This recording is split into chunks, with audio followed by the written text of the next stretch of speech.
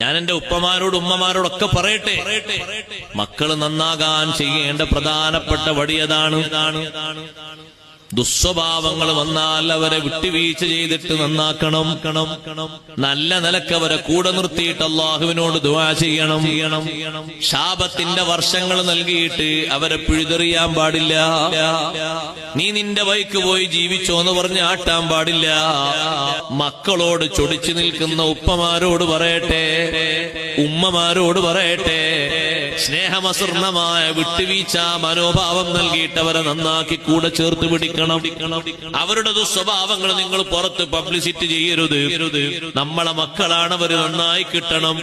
ക്ഷമയോടെ വിട്ടുവീഴ്ചയോടെയുള്ള പെരുമാറ്റം കൊടുക്കണം. എന്നിട്ട് അവര് നന്നാകാൻ അള്ളാഹുവിനോട് ദ്വാരക്കണം. എന്തോ നിസ്സാര പ്രശ്നങ്ങൾക്ക് വേണ്ടി മനസ്സും ശരീരവും അകന്നു നിൽക്കുന്നു. അകലാൻ പറ്റൂല. ഒരുമിച്ച് കഴിയണം. നല്ല സ്നേഹത്തോടെ സ്വഭാവത്തോടെ വർത്തിക്കണം. നിസ്സാര പ്രശ്നങ്ങൾക്ക് വേണ്ടി തെറ്റിക്കഴിയുന്ന ബാപ്പമാരോടും ഉമ്മമാരോടും പറയട്ടെ, സ്നേഹത്തിന്റെ ഈമാനിന്റെ കണിക ബാക്കിയുണ്ടെങ്കിൽ നന്നാകണം. മക്കളോട് നന്നാകണം. ഒന്നാമത്തെ സൊഫിൽ ഇമാമിന്റെ ബാക്കിലായിരിക്കും നിസ്കരിക്കാൻ നിൽക്കുക. ജമാഅത്തില് നിസ്കാരൊക്കെ കറക്റ്റാണ്.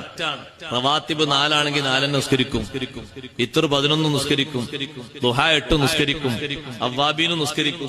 തസ്ബീഹ് നിസ്കാരം നിസ്കരിക്കും. മക്കളോട് എല്ലാരോടും ബൈൻ എല്ലാരോടും ഇവിടെ പറഞ്ഞു. ഒരൊറ്റ കുട്ടിയോടും ഒരു സ്നേഹപരമായ കണക്ഷൻ ഇല്ല, ആത്മപരമായ ബന്ധമില്ല, സ്നേഹപ്പെരുമാറ്റമില്ല.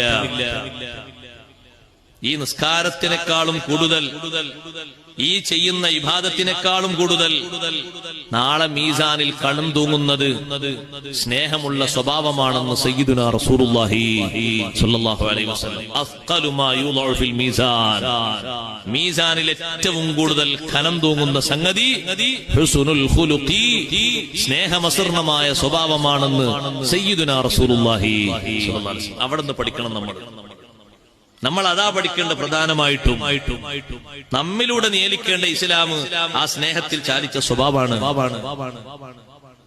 അതാ നമ്മളിൽ നിന്നുണ്ടാകേണ്ടത്. വിട്ടുവീഴ്ച ചെയ്യാനുള്ള കഴിവ് വേണം.